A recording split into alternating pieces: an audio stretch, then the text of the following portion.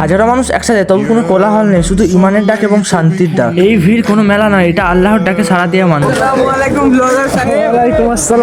আজ আমি চলে এসেছিলাম বিশ্ব ইজতেমায় জুম্মার নামাজ পড়তে। এই বিশ্ব ইজতেমা শুরু হতে এখনো কয়েকদিন বাকি, তবু দেখুন কত মানুষের ভরে গেছে পুরো মাঠটা। হাজারো মানুষ আসতে যাচ্ছে, কেউ নামাজের প্রস্তুতিতে, কেউ বা দাওয়াতের অবস্থায়। এই চলাচলের মাঝেও একটা অদ্ভুত শান্তি কাজ করছে নিজের মধ্যে। যখন সবাই একসাথে কিবলার দিকে মুখ করে দাঁড়ায়, তখন এই ভিড়টাকে আরো ভিড় মনে হয়। মনে পড়ে একটা বড় পরিবার, এখানে কেউ বড় নয়, কেউ ছোটও নয়, সবাই আল্লাহর সামনে এক সমান। এই ইজতেমা ময়দানে আসার পর যত দুঃখ, যন্ত্রণা, কষ্ট সব একসাথে মিটে যায়। এই ইজতেমা আসার পর কারোর মধ্যে কোনো অহংকারী কাজ করে না। এই মুখগুলোতে কোনো অভিনয় নেই, শুধু আছে অল্প ক্লান্তি, অভিযোগ নেই, শুধু আছে আল্লাহর ওপর বিশ্বাস আর একটু শান্তি খুঁজে নেওয়ার চেষ্টা।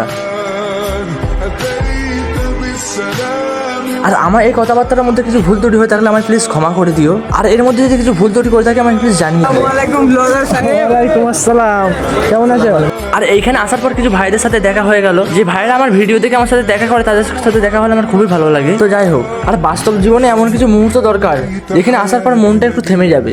আর এই ইজতেমার টাইমে কে কে এখানে আসতে চলেছেন প্লিজ একটু কমেন্ট করে জানিয়ে দেবেন। আমরা এবং একটু নিয়ত করে নেবো ইনশাআল্লাহ এখানে আসার জন্য। তো লাস্ট কিছু কথা, ভিডিওটা ভালো লাগলে সবাই লাইক, সাবস্ক্রাইব, ফলো করে দিও। টাটা, বাই বাই, আল্লাহ হাফেজ।